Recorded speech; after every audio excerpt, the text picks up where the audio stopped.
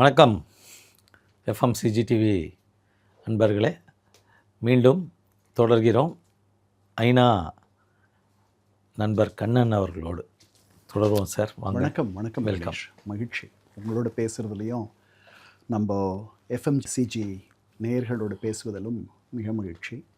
இப்போது கவலைக்கிடமாக கலைஞருடைய ஆட்சி இருக்குது. என்னென்னா, விடுதலை புலிகளுடைய நடமாட்டம் இங்கே பெருகிடுச்சுன்ற ஒரு எண்ணம் இருக்குது. அப்போ 2 கப்பல்கள் அங்கே நடந்த போரில் 2 கப்பல்கள் அகதிகளை தாங்கிக்கிட்டு இங்கே வருது, சென்னைக்கு வருது இலங்கையிலேருந்து. அப்போ இவர் முதல்வராக இருக்கார். அந்த கப்பல்களுக்கு தமிழகத்தில் அவர்கள் நங்குரமிடுவதற்கும் அந்த அகதிகள் தமிழகத்தில் தஞ்சமடைவதற்கும் அவர் அனுமதி தர மறுக்கிறார். ஏன் அப்படி மறுக்கிறார் அப்படின்னா, அந்த கப்பலில் இருக்கக்கூடிய பெரும்பாலான அகதிகள் மற்ற விடுதலை போராளி குழுக்களுடைய ஆதரவாளர்கள்.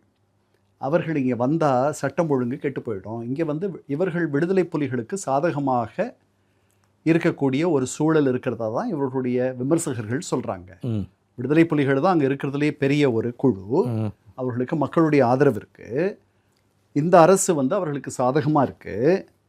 அதனால் மற்ற போராளி குழுக்கள்லேருந்து வரவர்களை இங்கே கொண்டு வந்தால் இந்த அரசுக்கு சங்கடங்கள் வரும். அதனால் அந்த கப்பல்கள் ஒடிஷா போகுது. ஒரிசா, ஆமாம்.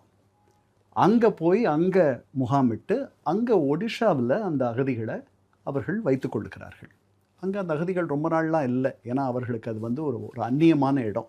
அவர்களுக்கு கொஞ்சம் நெருக்கமான இடம்னா தமிழகம் தான். அவர்களை அங்கே கொண்டு போயிடுறாங்க. அப்போ தொல்லையை வந்து தள்ளி வைக்கிறது அப்படின்ற எண்ணத்தில் அப்படி பண்ணுறார். அப்போது இந்த பிரதமர் வந்து முதல்ல நான் அப்படி பண்ண மாட்டேன், நான் அந்த மாதிரியான ஆள் இல்லை அப்படின்லாம் பேசுகிறவர். அப்போ வந்து சந்திரசேகர் இன்னும் இருக்கார். சந்திரசேகர், அவருக்கு ஜெயலலிதா அம்மையார் விருந்து தராங்க. அந்த கவர்மெண்ட்டில் தானே சுப்பிரமணிய சுவாமி லா மினிஸ்டர் இருந்தார். Commerce minister. அவர் தான் இங்கே வந்து ஆமாம், அந்த அரசு விழறதுக்கான வேலைகளெல்லாம் அவர் தான் பண்ணார்.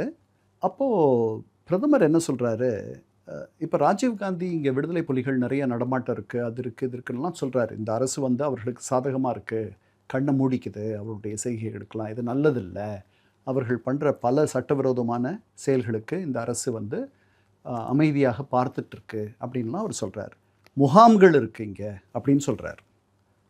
உடனே சட்டமன்றத்தில் கலைஞர் சொல்கிறாரு, காங்கிரஸில் இருக்க காங்கிரஸ் உறுப்பினர்கள்ட்ட, வாங்க நீங்கள் அந்த முகாம்கள் எங்கே இருக்குன்னு காட்டுங்க, நானே வரேன் உங்களோட, நம்ம போய் பார்க்கலாம் அப்படின்லாம் சொல்கிறார்.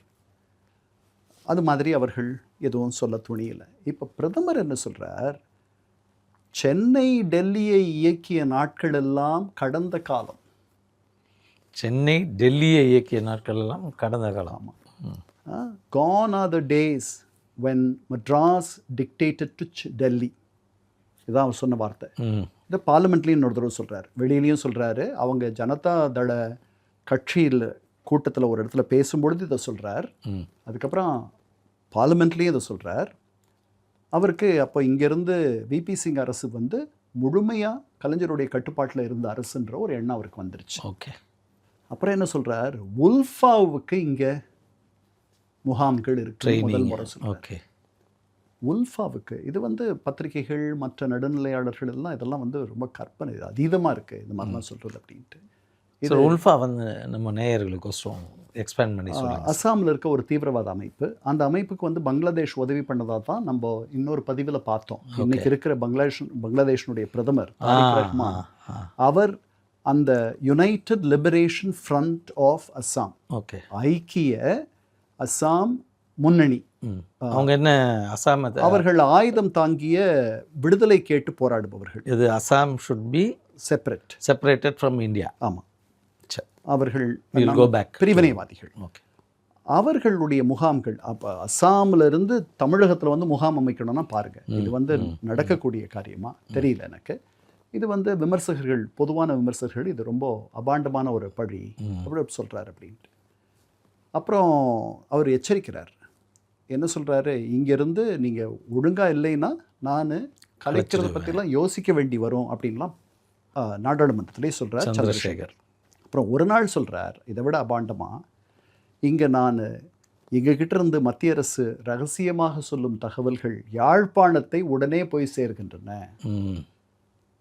கான்ஃபிடென்ஷியலாக ரகசியமாக நாங்கள் சொல்லக்கூடிய தகவல்கள் அங்கே போகுது. அப்போ கலைஞர் சொல்கிறாரு, அப்படிலாம் எதுவும் நடக்கலை. நீங்கள் ஒரு செய்தியை சொல்கிறீங்க, இந்த மாதிரி நடக்கணுன்றீங்க, அதை ஆப்ரேஷனலைஸ் பண்ணுறதுக்கு, அதை வந்து செயல்படுத்துவதற்கு நான் அந்த தகவலில் இருக்கக்கூடிய சில தகவல்களை நான் சொல்லத்தான் வேணும். அதைத்தான் நடந்துச்சு. இங்கே ஒன்றும் பெரிய ரகசியம் ஒன்றும் நான் வந்து அவங்களுக்கு சொல்லிடல. அந்த மாதிரியான நீங்கள் சொல்கிற மேட்டர் அங்கே சொல்லி அதெல்லாம் நாங்கள் அப்படிப்பட்ட ஆள் இல்லைன்றார். இதுக்கிடையில் இன்டெலிஜென்ஸ் பியூரோ ரிப்போர்ட், அப்புறம் அப்போ கவர்னர் வந்து பர்னாலா. ஓகே, பர்னாலா இந்த அரசுக்கு வேண்டிய ஒரு ஆளுநர்.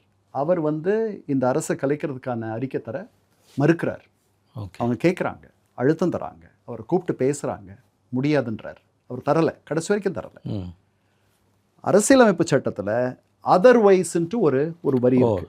ஒருவேளை இஃப் கவர்னர் ரெஃப்யூசஸ் ஆல்சோ, ஆமாம், அந்த கிளாஸை, அந்த வார்த்தையை அவர்கள் பயன்படுத்தி இந்த அரசை கலைக்கிறாங்க. கலைஞர் அரசை ஜனவரி 31, 1991, பழைய முறை கழிச்ச போது ஜனவரி 30, 1976. இது ஜனவரி 31 அடுத்த நாள் 1991 இந்த ஆட்சி கலைக்கப்படுகிறது. 2 ஆண்டுகள் தான் இந்த ஆட்சி இருந்திருக்கு. இந்த 2 ஆண்டுகளில் இலங்கை இன பிரச்சனையே அவருடைய நேரத்தை நிறைய எடுத்துக்கிச்சு. அவரால் பெரிய அளவுக்கு இந்த 2 ஆண்டுகள்ன்றது ரொம்ப குறைவான நேரங்கள், ரொம்ப எமோஷனலாக டாமினேட்டிங் பாலிடிக்ஸ். ஆமாம். இப்போ 91 இவருடைய ஆட்சி விழுந்த பிறகு உங்களுக்கு அங்கேயும் ஆட்சி விழுது, சந்திரசேகருடைய ஆட்சியும் விழுந்துருது. விழுந்த பிறகு ஏன்னா ராஜீவ்காந்தியை வேவு பார்த்தாங்க. 2 ஹரியானா போலீஸ்காரர்கள் ராஜீவ்காந்தியினுடைய வீட்டுக்கு வெளியில் நின்றிருந்தார்கள். சந்திரசேகர் அரசு அவரை வேவு பார்க்கிறது அப்படின்னு சொல்லிட்டு காங்கிரஸ் அவருக்கு தந்த ஆதரவை திரும்ப பெற்றுக்கொண்டார்கள். இது பழைய பிளே புக்கு. சரண் சிங்கில் என்ன பண்ணாங்களோ அதே தான். அதை பண்ண பிறகு அவர் ஆட்சியில் நீடிக்க முடியாத போயிடுச்சு.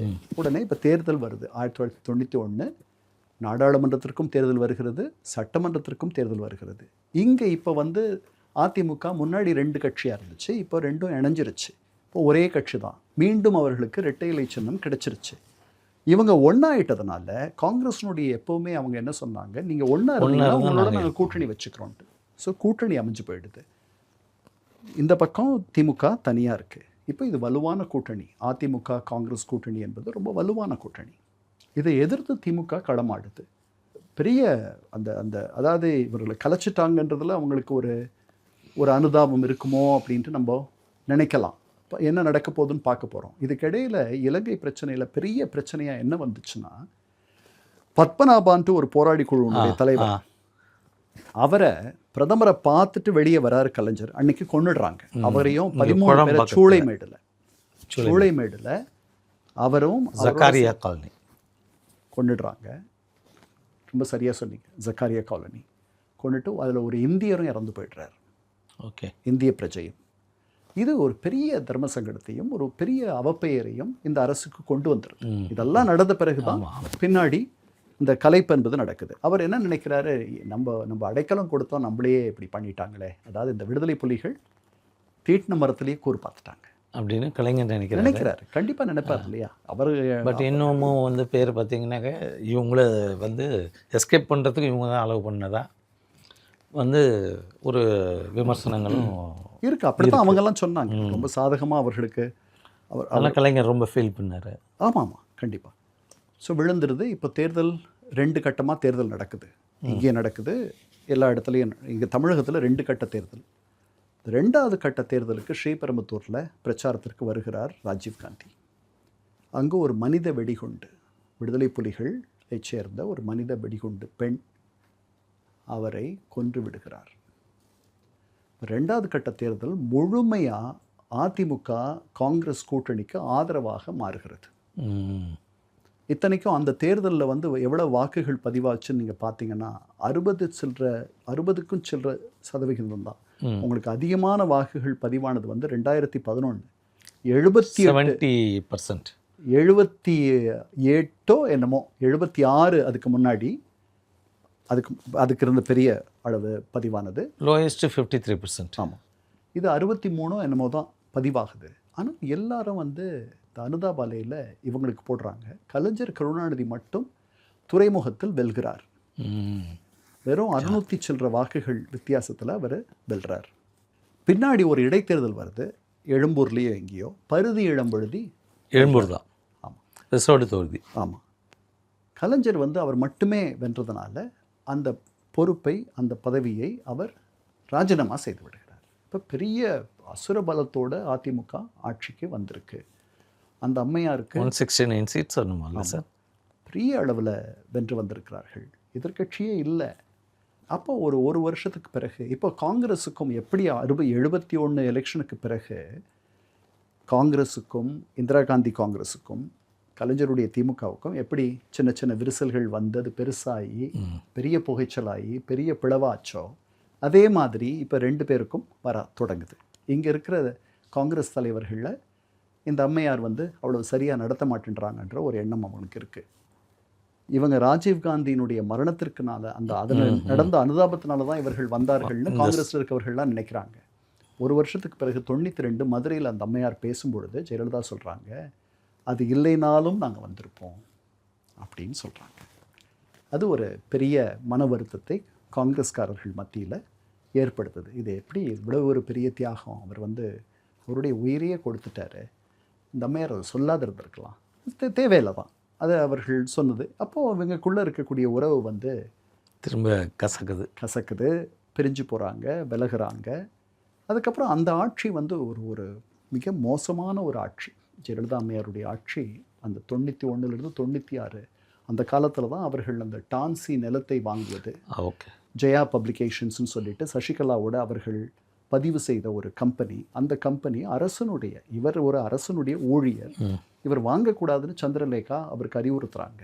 பின்னாடி வந்த வெங்கட்ராமன் என்ற தலைமைச் செயலாளர் இல்லை, அந்த சொத்தையே வாங்குறாங்க. டான்சிக்கு உரிமையான, டான்சி என்பது தமிழ்நாடு ஸ்மால் இண்டஸ்ட்ரீஸ் கார்பரேஷன், சரி, அவர்கள் சிறு தொழில் கழகம், சரி, தமிழக அரசுக்கு சொந்தமான ஒரு சொத்தை விற்கிறாங்க. அந்த சொத்தை இவர்கள் ஜெயா பப்ளிகேஷன்ஸ்னு சொல்லிட்டு ஒரு கம்பெனி வச்சுருக்காங்க. அந்த கம்பெனியினுடைய பங்குதாரர்கள் யாருன்னா ஜெயலலிதா அம்மையாரும் சசிகலா அவர்களும். அவர்கள் அதை ரொம்ப குறைவான விலைக்கு, சந்தை விலையெல்லாம் இல்லை, அதை நிறைய விலைக்கு வாங்கியிருந்தாலும் அது தப்பு, வாங்கக்கூடாது, ஆஃபீஸ் ஃபார் ப்ராஃபிட்டில் போக செய்யும். ஆமாம், அவங்க 2 பேரும் சொல்கிறாங்க, அவங்க அதை கேட்க மாட்டேன்றாங்க, வாங்குறாங்க. ஐஏஎஸ் ஆஃபீஸர் உடைய அட்வைஸையும் மீறி வாங்கிடுறாங்க. ஆமாம், சீஃப் செக்ரட்டரியும் அட்வைஸ் பண்ணுறாரு, டிவி வெங்கட்ராமன் நினைக்கிறேன் தலைமைச் செயலாளர், அதையும் மீறி வாங்குறாங்க. அவருடைய வாக்குமூலத்தில் சொல்கிறாரு, அவருடைய அஃபிடவிட்டில் சுப்ரீம் கோர்ட்டில், வேறு யாராவது முதல்வராக இருந்தால் இந்த யோசனையை சொல்லுவீங்களா நீங்கள் அப்படின்னு என்னை கேட்டாங்க அந்த அம்மையார் அப்படின்னு சொல்கிறார். அதனால் அதை ஏன் அப்படி அவங்க பண்ணாங்கன்னு தெரியல, எதுக்கு அதை வாங்கணும்ன்ட்டு அவங்க ஆசைப்பட்டாங்க. ஏன்னா ரொம்ப மதிநுட்பம் உள்ள ஒரு அம்மையார். ரொம்ப இதுவாக இருக்குது. அப்போ தான் மகாமகம் நடந்துச்சு. அந்த மகாமகத்தில் அவர்கள் 2 பேரும் போய் அந்த குளித்ததில் நிறைய பேர் 60 பேர் இறந்து போயிட்டாங்க. அங்கே நடந்த அந்த ஸ்டாம்பீடில் அது நடந்துச்சு, தள்ளுமுள்ளில் அது நடந்துச்சு. அப்போ தான் அந்த 95 அந்த திருமணங்களுடைய தாய் என்று நியூயார்க் டைம்ஸு மற்றவர்களெல்லாம் அதை பற்றி இங்கே விவரித்ததை அப்படியே எழுதுனாங்க. மதர் ஆஃப் ஆல் மேரேஜஸ்ன்னு சொல்லிட்டு, இந்த தாலிக்கு வளர்ப்பு பையன் சுதாகர் திருமணம் இங்கே நடந்துச்சு. அதுக்கு 60,000 பேர் வந்திருந்தாங்க அந்த திருமணத்திற்கு. அது மாதிரி ஒரு திருமணம் அதற்கு முன்பும் பின்பும் நடந்ததில்லை என்ற அளவுக்கு அது நடந்துச்சு. சுதாகரன் என்பவர் சசிகலாவினுடைய ரிலேஷன். ஆமாம், நெவ்யூ. அவரை வளர்ப்பு மகனாக, ஃபாஸ்டர் சன்னாக இவர்கள் ஸ்வீகாரம் எடுத்துக்கொண்டார்கள். அவரை யாருக்கு திருமணம் செஞ்சு வச்சாங்கன்னா சிவாஜி கணேசனுடைய பேத்திக்கு. அது நடந்துச்சு. அந்த ஆட்சியில் நிறைய, அதாவது ரொம்ப கிளாரிங்காக இன்சிடென்ட்ஸஸ் நடந்துச்சு. பெரிய ஒரு நல்லாட்சி நடந்ததுன்னு சொல்ல முடியாது.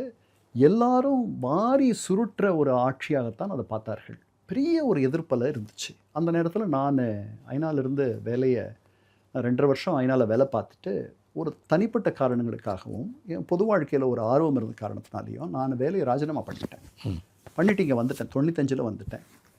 95 ஏப்ரல் அளவில், ஏப்ரல் இறுதியில் இங்கே வந்தேன். அப்புறம் 96 ஆகஸ்ட் வரைக்கும் இங்கே இருந்தேன். தேர்தலெல்லாம் நடந்த பிறகு அந்த நேரத்தில் இங்கே இருந்த ஜெயலலிதா எதிர்ப்பாலேயே என்னால் பெருசாக பார்க்க முடிச்சது. ஆனால் காங்கிரஸ் நரசிம்மராவ் தலைமையில் இப்போ காங்கிரஸ் இருக்குது. ராஜீவ்காந்தி இறந்துட்டார். அந்த காங்கிரஸ் இங்கே அடித்தளத்தில் இருந்த இந்த எதிர்ப்பு உணர்வை அவர்கள் போதுமான அளவு புரிந்து கொள்ளவில்லை. இது ஒரு பக்கம் இருக்குது. அந்த அம்மையாருக்கு பெரிய எதிர்ப்பு இருக்குது. திமுக திருப்பி அவர்கள் காங்கிரஸோடு திருப்பி ஒரு உறவு வச்சுக்கணும்னு நினைக்கிறாங்க. இந்த அம்மையாருக்கும் காங்கிரஸுக்கும் இருந்த உறவு கெட்டுப்போச்சு. நான் ஒரு ராஜீவ்காந்தி இறக்கலைனா கூட நாங்கள் வந்திருப்போன்ட்டு இந்த அம்மையார் சொன்ன பிறகு பழுதாயிடுச்சு. அதனால் திமுக காங்கிரஸோட பண்ணணும்னு நினைக்கிறாங்க. அது நடக்க மாட்டேனுது. இப்போ 96 தேர்தல் நடக்க போகுது. இந்த தேர்தலில் ஜெயலலிதாவுடைய நிலைமை வந்து ரொம்ப கவலைக்கிடமான ஒரு நிலைமை. அவங்களுக்கு அது தெரிய மாட்டேனுது. ஷீசனை ஒரு தந்த கோபுரத்தில் அவர்கள் இருக்காங்க. அவங்க ஒரு ஐவரி டவரில் இருக்காங்க. அவங்களுக்கு இவ்வளவு எதிர்ப்புணர்வு இருக்குது அப்படின்றது தெரியல. இப்போ ரியாலிட்டிக்கும் அவங்களுக்கும் சம்மந்தம் இல்லாத ஒரு நிலை. ஆமாம். இதுக்கிடையில் உங்களுக்கு 95லேயே ஏப்ரலில் ஒரு விழா நடக்குது. அந்த விழாவில் ரஜினிகாந்த் அம்மையாரை வச்சுட்டு பேசுகிறார்.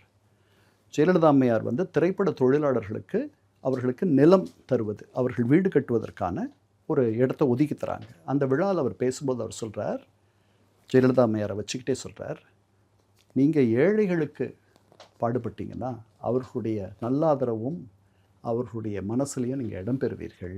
இதை நீங்கள் ஒரு நல்ல விஷயம் பண்ணியிருக்கீங்க அப்படின்ட்டு பாராட்டுறார். ஆனால் இந்த அறிவுரையையும் சேர்த்து சொல்கிறார். இல்லை, பாராட்டுறாரு. பாராட்டிட்டு நீங்கள் ஏழைகளுக்கு வேலை செஞ்சீங்கன்னா இன்னும் நிறையா அவங்களுடைய மனசில் இடம் பிடிப்பீங்க அப்படின்னும் சொல்கிறார். ஓகே, சொல்ல வேண்டிய அவசியம் சொல்லக்கூடாது. ஏன் அவர் சொல்லியிருப்பாருன்னு நான் நினைக்கிறேன்னா, அந்த ஆட்சி வந்து நான் தான் சொன்னேனே வாரி சுருட்டுகிற ஒரு ஆட்சியாக இருந்தது.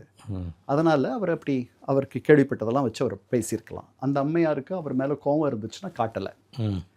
அதுக்கு பிறகு உடனே ஒரு 2-3 நாளைக்கு பிறகு ஒரு விழா நடக்குது. அந்த விழா வந்து அந்த விழாவில் அவர் என்ன சொல்கிறாரு, யார், ரஜினிகாந்த் திரும்ப ஒரு விழா. ஆமாம், ஜெயலலிதா இருக்காங்க, நீங்கள் இந்த ஃபில்ம் சிட்டியை உங்கள் பேர்லேயே வச்சுக்கிட்டீங்க, அதுக்கு பதில் சிவாஜி கணேசன் பேரில் நீங்கள் வச்சுருக்கலாம் அப்படின்னு சொல்கிறார். அது மட்டும் சொல்லாத, என்ன சொல்கிறாரு, பாம் கல்ச்சர் அதிகமாகிடுச்சு தமிழ்நாட்டில், குண்டு வெடிப்பு கலாச்சாரம் அதிகமாகிடுச்சு. பல இடங்களில் நடந்திருக்கு. 10 நாள் முன்னாடி தான் மணிரத்னம் வீட்லேயும் நடந்துருச்சு. அது சொல்கிறார், நீங்கள் காவல்துறைக்கு அதிகமான அதிகாரங்களை தந்தால் அவர்கள் கட்டுப்படுத்துவதற்கு வசதியாக இருக்கும் அப்படின்னு ஒரு அறிவுரையை சொல்கிறார். பப்ளிக்கில் பேச வேண்டிய மேட்டர்ஸ் இல்லை. கண்டிப்பாக அந்த அம்மையாருக்கு பிடிக்கவே இல்லை. எந்த சிஎம்மாக இருந்தாலும் ஏற்றுக்க மாட்டாங்க. எங்கே தப்பு நடந்தாலும் நான் சொல்லுவேன்னு வேற சொல்கிறேன். முடிஞ்சிருச்சா? அதுக்கப்புறம் இது வந்து ஏப்ரல் அளவில் 1995 நடக்குது. செப்டம்பர் 1995 என்ன சொல்கிறாரு, ஜெயலலிதா அம்மையார் திருப்பி ஆட்சிக்கு வந்தால் தமிழகத்தை ஆண்டவனாலும் கூட காப்பாற்ற முடியாதுன்ட்டு அவர் ரொம்ப அவருடைய பின்னாடி ரொம்ப புகழ்பெற்ற அவருடைய வாசகத்தை அப்போ சொல்கிறார். அந்த வாசகத்தினுடைய ஆழமோ முக்கியத்துவமோ அதனுடைய அருமையோ யாருக்கும் பெருசாக அப்போ தெரியல. 3வது பக்கத்தில் தான் முரசொலியே அதை பதிப்பிச்சிச்சு. அப்போது முதல் பக்கம் இல்லை. அதை திருப்பி அவர் சொல்லுவார் தேர்தல் நேரத்தில். அப்போ தான் அதுக்கு வந்து வேகம், ஆமாம், உயிர் வந்துச்சு, வேகம் எடுத்துச்சு. சொல்லிட்டு இப்போது பாஷா படம் நடக்குது. பாஷா படத்தில் வந்துட்டு இந்த குண்டு வெடிப்பு கலாச்சாரம் அங்கே சொல்லலை. அந்த ஜெயா ஃபில்ம் சிட்டி வந்து நீங்கள் சிவாஜி கணேசன் பேரில் வச்சுருக்கலான்னு மட்டும் சொல்லிடுறாரு. இந்த குண்டு வெடிப்பு எங்கே நடக்குதுன்னா பாஷா படத்தினுடைய வெற்றி விழா அப்போது இதை சொல்கிறார். ஆரம் வீரப்பன் தான் அந்த படத்தினுடைய தயாரிப்பாளர். அவர் உட்கார்ந்துருக்கார். கடைசியாக பேசுகிறது ரஜினிகாந்த். அவரை மறுத்து பேசுகிறதுக்கு இவரால் முடியல. அடுத்த நாளே அந்த அம்மா அவரை அழைச்சி இன்டர்காம்லேயே பேசிட்டு என்னை பற்றி எதிர்த்து பேசுகிறத நீங்கள், ஆமாம், ஆரம் வீரப்பனை, ஜெயலலிதா என்னை பற்றி எதிர்த்து பேசினா நீங்கள் ரசிப்பீங்க, எம்ஜிஆர் பற்றி ஆதரவாக பேசினா நீங்கள் ரசிப்பீங்க, நீங்கள் தடுத்து பேசியிருக்க வேண்டாமான்னு சொல்லு. இல்லைங்கம்மா, அவர் கடைசியாக பேசிட்டாரு, நான் பேசுகிறதுக்கு வாய்ப்பே இல்லாத போயிடுச்சு அப்படி. ஃபோனை நேரில் பார்க்காதையே கூப்பிட்டு கட்சியை விட்டு அதுக்கப்புறம் அவர் அமைச்சரவை பதவியிலேருந்து எடுத்துடுறாங்க. எடுத்த உடனே ரஜினிகாந்த் வந்து அமெரிக்கா போய்ட்றார். போகிறதுக்கு முன்னாடி என்னால் தான் இப்படி ஆயிடுச்சு, உங்களுக்கும் எம்ஜிஆருடைய ரசிகர்களுக்கும் மற்றவர்களுக்கும் நான் மன்னிப்பு கேட்குறேன் அப்படின்னு. நான் சரி பண்ணட்டுமா, போய் பேசட்டுமா அந்த அம்மாவோட? அதெல்லாம் ஒன்றும் வேண்டாம், விடுங்க, ஒன்றும் இல்லை, ஒன்றும் பிரச்சனை இல்லை அப்படின்னு ஆரம்பிப்பேன். கோவத்துடைய உக்கரத்தில் இருந்த பீரியடே அது. இவர் போய் பேசியிருந்தாலும் அவங்க அதெல்லாம் ஏற்றுட்டு முதல்ல அப்பாயின்மெண்ட் கொடுத்துருக்க மாட்டாங்க. இப்போது ரஜினிகாந்தும் ஆரம்பியும் ஒருவேளை இணைஞ்சிருவாங்களோ, அவங்க இணைஞ்சு ஒரு அரசியல் கட்சியவோ ஒரு இயக்கத்தையோ நடத்துவாங்களோ அப்படின்ற மாதிரி ஒரு பேச்சு வருது. ஓகே. அப்போது கலைஞர்கிட்ட கேட்குறாங்க, இவங்க சேர்ந்து ஒரு அரசியல் இயக்கத்தை நடத்துனாங்கன்னா எப்படி இருக்கும்? தெரியல, பார்க்கணும், அது காலம்தான் முடிவு பண்ணும், நமக்கு தெரியாது அப்படின்னு அவர் சொல்கிறார். சொல்லிவிட்டு அதுக்கப்புறம் 1996 பிறக்குது. அந்த நேரத்தில் அவர் கேட்குறாங்க, நீங்கள் என்ன ரஜினிகாந்தை விமர்சனமே பண்ண மாட்டேன்றீங்க? அவருக்கு ஒரு பின்புலம், அவருக்கு வந்து பொது வாழ்க்கை பின்புலம்லாம் கிடையாது, ஒரு ட்ராக் ரெக்கார்ட் கிடையாது, அவர் பின்னாடி பெரிய அனுபவம் கிடையாது. இவங்க ஜெயலலிதா கேட்குறாங்க. இல்லை, பத்திரிகையாளர் கலைஞர் கேட்குறாங்க. ஓகே. நீங்கள் ஏன் விமர்சனம் பண்ண மாட்டேன்றீங்க? நாங்கள் எதுக்கு விமர்சனம் பண்ணணும்? அவர் என்ன எங்களை ஏதாவது சொல்கிறாரா? அவர் பொது வாழ்க்கைக்கு வரேன்னு சொல்கிறாரா? ஒன்றுமே சொல்லலை. எதுக்கு நாங்கள் அவரை விமர்சனம் பண்ணணும்? அவர் இந்த ஆட்சியில் நடக்கிற அவலங்களை பற்றி எப்படி சொல்லியிருக்காரு, எங்களை பற்றி எதுவும் சொல்லலை. அவர் பொது வாழ்க்கைக்கு எங்களுக்கு எதிராகவும் வரலை, நாங்கள் சொல்ல வேண்டிய அவசியம் இல்லை அப்படின்னு சொல்கிறாரு 96 தொடக்கத்தில். இப்போ காங்கிரஸோட ஏடிஎம்கே சேரணுன்ற எண்ணம் 2 பேருக்குமே இருக்குது. நரசிம்மராவ் காங்கிரஸுக்கும் இருக்குது, ஜெயலலிதா அம்மையாருக்கும் இருக்குது. இப்போது இதுக்கு எதிர்ப்பான ஒரு குழு காங்கிரஸில் இருக்குது, அது மூப்பனார் தலைமையில் இருக்குது. ஓகே. அவர்களுக்கு இந்த மீண்டும் அது சேர்றதுல பெரிய விருப்பம் இல்லை, சேரக்கூடாதுன்னு அவங்க நினைக்கிறாங்க. இதுக்கிடையில் மூப்பனாருடைய தூண்டுதலோ அல்லது வேறு யாருடைய தூண்டுதலோ ரஜினிகாந்த் 3 முறை நரசிம்மராவை சந்தித்து பேசுகிறார். நீங்கள் ஜெயலலிதாவோட கூட்டு சேர வேண்டாம் அப்படின்றார். அப்போ நரசிம்மராவ் அவரை கேட்குறாரு, நீங்கள் பொது வாழ்க்கைக்கு வருவீங்களா, நீங்கள் எங்களுக்கு ஆதரவு தருவீங்களா? நான் வரமாட்டேன், ஆதரவு தரமாட்டேன். இதெல்லாம் அவரே சொல்கிறார், ரஜினிகாந்தே சொல்கிறார். முடிஞ்சு வந்துடுறார். வந்த பிறகு தயானந்த் சரஸ்வதி ரஜினிகாந்த் கிட்ட சொல்கிறாரு, என்னப்பா அவங்க 2 பேரும் சேர்ந்துருவாங்க மாதிரி இருக்கு, நீ 3 தடவை போய் பார்த்த, நீ இன்னொரு தடவை ஒரு முயற்சி பண்ணுப்பா. ஃபோனில் பேசுகிறார் பிரதமரோட திருப்பி ரஜினிகாந்த். பயனில்லை. அன்னைக்கு மாலையில் காங்கிரஸ் நாடாளுமன்ற குழு இந்த கூட்டணிக்கு சரின்னு சொல்லிடுச்சு அப்படின்னு சொல்லிட்டு நரசிம்மராவுடைய காங்கிரஸ் ஜெயலலிதாவோட கூட்டு சேர்றாங்க. சேர்ந்த உடனே கட்சி 2ஆக உடையுது, காங்கிரஸ் கட்சி தமிழகம். ஓகே. அப்போ தான் அது தமிழ் மாநில காங்கிரஸ் அப்படின்ட்டு மூப்பனார் தனியாக போய் அவர் ஒரு இயக்கத்தை காண்கிறார். ஸோ மீண்டும் உடையுது காங்கிரஸ். ஆமாம். அவங்கெல்லாம் ஜெயலலிதாவுடைய எதிர்ப்பாளர்கள். இங்கே வந்து கிரவுண்டில் கிராஸ் ரூட்ஸ் அளவில் அந்த அம்மாவுக்கு பெரிய எதிர்ப்பலை இருக்குது. அதை வந்து கணிக்க முடியல. ஒரு ஒரு ஒரு ஆட்சி மத்தியில் ஆட்சி செய்கிற எவ்வளவு நுண்ணறிவு இன்டெலிஜென்ஸ் இருக்கும் அதெல்லாம் அவங்களுக்கு புரியல. அவர்கள் இந்த மாதிரி ஒரு முடிவு எடுக்கிறாங்க. ரஜினிகாந்த் இத்தனை முறை சொல்லியிருக்காரு, அவருக்கும் பொது வாழ்க்கைக்கும் பெரிய தொடர்பு இல்லை, ஒரு ஆண்டவன் கூட காப்பாற்ற முடியாதுன்ட்டார். 3 தடவை நேராக சந்திச்சிருக்காரு, தொலைபேசியில் பேசுகிறாரு. அப்போது கொஞ்சமாவது ஒருத்தர் ஒரு ஒரு பெரிய 14 மொழிகளை பேசக்கூடியவர், பெரிய அறிவாளி, பெரிய நிர்வாகி. அது உண்மையா சார்? 14 மொழி ஒரு ஆள எனக்கு அப்படி முடியும்னு எனக்கு தோணலை. அதுக்கு பல பல ஜென்மங்கள் வேணும், அதுதான் சொல்லணும், பல பிறவிகள் வேணும். ஒரு 2-3 மொழிகள் எனக்கு தெரிஞ்சு 5 வரைக்கும் கூட ஓகேட்டும் தெரியுது. 2-3 மொழிகள் வரைக்கும் நல்லா பேசலாம், சமமாக பேசலாம். அதுக்கு மேலே பேசுறதுன்றது வந்து மற்ற மொழிகள்லாம் ஒரு ஒரு பேசுகிற அளவுக்கு என்னை எப்படி விசாரிக்கிறதுக்கு வேணால் பயன்படுமே தவிர, இந்த மாமல்லபுரம் போனீங்கன்னா அங்கே இருக்கிற அந்த வழிகாட்டிகள் கைட்ஸ் எல்லாம் இருக்காங்கல்ல, அவங்க பேசுகிற அளவுக்கு தான் பேச முடியும். அப்படி தான் நான் நினைக்கிறேன். அவர் இந்த மாதிரி ஒரு முடிவு எடுக்கிறார். அவங்க 2 பேரும் கூட்டணியில் இருக்காங்க. அப்போ தமிழ்நாட்டினுடைய காங்கிரஸினுடைய தலைவர் யாருன்னா குமரியானந்தன். ஓகே.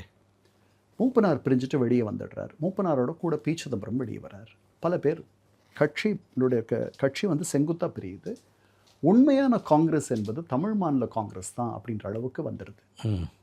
அவங்களோட ஒரு கூட்டணி வைக்கிறதுக்காக திமுகவும் அவர்களும் கூட்டணி வைத்து ஜெயலலிதா அம்மையாரை வீழ்த்தணும் அப்படின்ட்டு சோ ராமசாமி, ரஜினிகாந்த், மற்றவர்கள் எல்லாம் விரும்புகிறாங்க. சோ அப்போ வந்து அண்ணா அறிவாலயத்துக்கு நேராக வந்ததெல்லாம் உண்டு. வந்து அதற்கான முயற்சிகள்லாம் அவர் இறங்கி அவங்க 2 பேரும் சேர்றாங்க. நாடாளுமன்ற தொகுதிகளில் சரிக்கு சரி பாதி திமுக விட்டு கொடுக்குது தமிழ் மாநில காங்கிரஸ்க்கு. 20 இடங்கள் தராங்க. சட்டமன்றத்தில் 40 இடங்கள் நிற்கிறாங்க. உண்மையான காங்கிரஸாக தமிழ் மாநில காங்கிரஸ் இருக்குது. ஏன்னா பெரும்பாலான மக்கள் இங்கே இந்த பக்கம் வந்துட்டாங்க. அவர்களுடைய ஆதரவோடு அந்த தேர்தலில் நிற்கிறாங்க. அந்த 96 தேர்தலில் திமுக பெரும் வெற்றி அடைகிறது. பர்கூர் அப்படின்ற ஒரு தொகுதியில் 8000 வாக்குகள் வித்தியாசத்தில் தோக்குறாங்க. பெரிய அளவில் தெரியாத ஒரு திமுக நிர்வாகி கிட்ட தோற்று போயிடுறாங்க. ஜெயலலிதா அவர்கள் தோற்று போயிடுறாங்க. யானையின் காதில் புகுந்த எறும்பு அப்படின்ட்டு அந்த அம்மையாரை வென்ற திமுக வேட்பாளரை பற்றி கலைஞர் விவரிச்சார். 96 பிரச்சாரத்தின் போது கூட அம்மையார் போன பல இடங்களில் பெரிய எதிர்ப்பெல்லாம் இருந்துச்சு. அவங்களுடைய கார் மேலே கல்லெறிஞ்ச நிகழ்ச்சியெல்லாம் ஒரு சில இடங்களில் நடந்துச்சு. அந்த எதிர்ப்பை அவர்களே நேரடியாக பல வேட்பாளர்கள் போய் பிரச்சாரம் செய்ய முடியாத நிலை இருந்துச்சு. ஏறக்குறைய எல்லா அமைச்சர்களும் தோற்று போயிட்டாங்க. மிகப்பெரிய வாஷ் அவுட்டுன்னு சொல்லுவாங்க இல்லையா, அந்த மாதிரி ஆச்சு. இப்போ ஜெயலலிதாவுடைய அரசியல் எதிர்காலம் என்பது ஒரு பெரிய கேள்விக்குறியாக மாறிவிட்ட நிலை. சிறப்பு நீதிமன்றங்கள் அந்த அம்மையாருடைய ஊழலை விசாரிக்கிறதுக்கு அமைக்க போகிறோன்னு சொல்லிட்டு முதல் தமிழ்நாட்டில் சிறப்பு நீதிமன்றங்கள் வந்தது அந்த ஆட்சியில். 96லிருந்து 2001 வரைக்கும் நடந்த அந்த கலைஞர் உடைய ஆட்சி ஒரு நல்ல ஆட்சி. அந்த ஆட்சியில் பல நல்ல திட்டங்கள், பல முன்னேற்றமான ஸ்கீம்ஸ் எல்லாம் வந்துச்சு.